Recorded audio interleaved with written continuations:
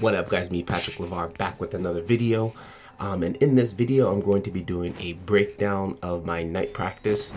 And excuse me. And I just dropped the phone.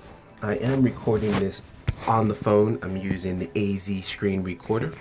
No microphone, just straight internal sound from the phone. But what I wanted to say was here, again, if you notice the label, it says night practice. So I've had a couple posts in the videos that people were saying, hey, you know, I don't really have anywhere cool to go film. You know, it's difficult to film anything because where I live, there's nothing. And I'm like, guys, this is literally me walking from the train station home from work. It's nothing epic, you know, but you know, you gotta stop thinking negative first of all, and think about it. Hey, you can't get better if you don't practice. So the hardest step, seriously, for me when I make most of these videos is the first shot. Just getting the first shot is the hardest. Getting up, going outside, turning on the camera, hitting record, and getting that first shot. Once I get that first shot, it just flows. The things, you know, I just start walking around. Oh, I see this looks interesting. Oh, that looks interesting, and just start grabbing shots, you know. So, you know, don't let that block you from wanting, oh, you know, where I live, it's nothing.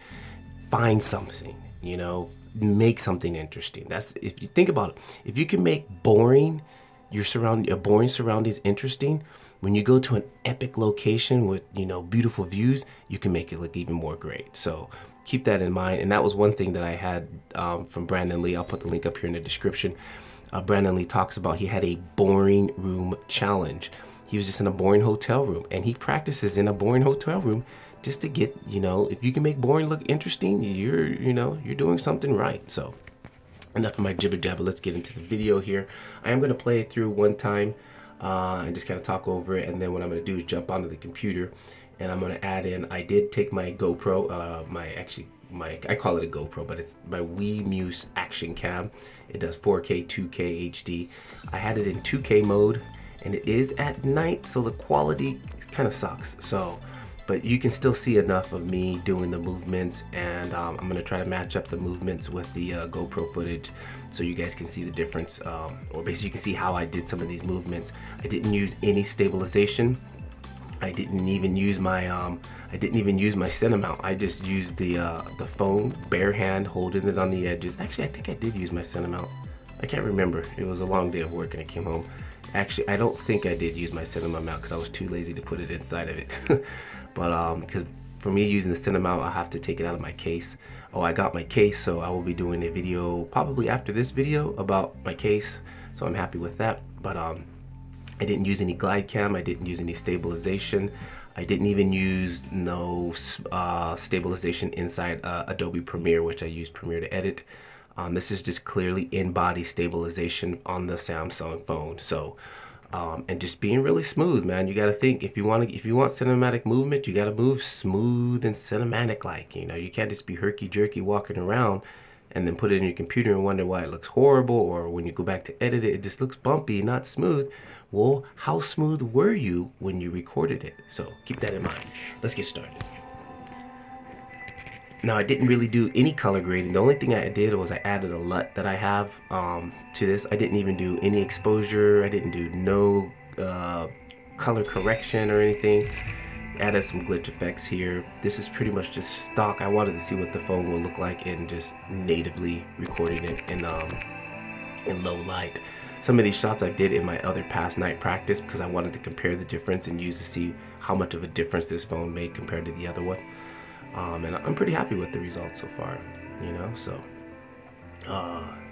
again, just, you know, look at telephone pole, a bus sign, but I'm linking it, the bus sign, and then I go, you know, from after this pole light, I go back to the bus sign, another bus line. So, you know, kind of keeping the two videos in sync together with which was it, back to a vending machine, you know, I'm using that's the available light, up to the street, and then another street shot, so it's the same intersection. Payphone, which I've done this before, and I wanted to recreate this transition here to back to the other side of the payphone. Boom, zooming out to me just finally walking home, and it's like, okay guys, good night, that's it. you can see I'm not in a good mood because I'm actually really tired. So. And some glitch effect there at the end. That is the track name down below, because I know some of you will be asking what track did I use. In the description, I always put the link of the description for the music I use. There is a site that I go to called I think it's free copyright music. It's a YouTube site. The link's in the description. And the only thing that, you know, if you use any of their music, there is a link that they want you to copy and paste in your description. And I oblige by that, because this is some fantastic music, and these artists should be also be getting some recognition for you using their music. So that is one thing where I get my music from. So I'm gonna hop over to the computer, and I'm gonna try to sync up the GoPro footage with this so you can see some of the movements that I was doing. Alrighty, we'll see you over there.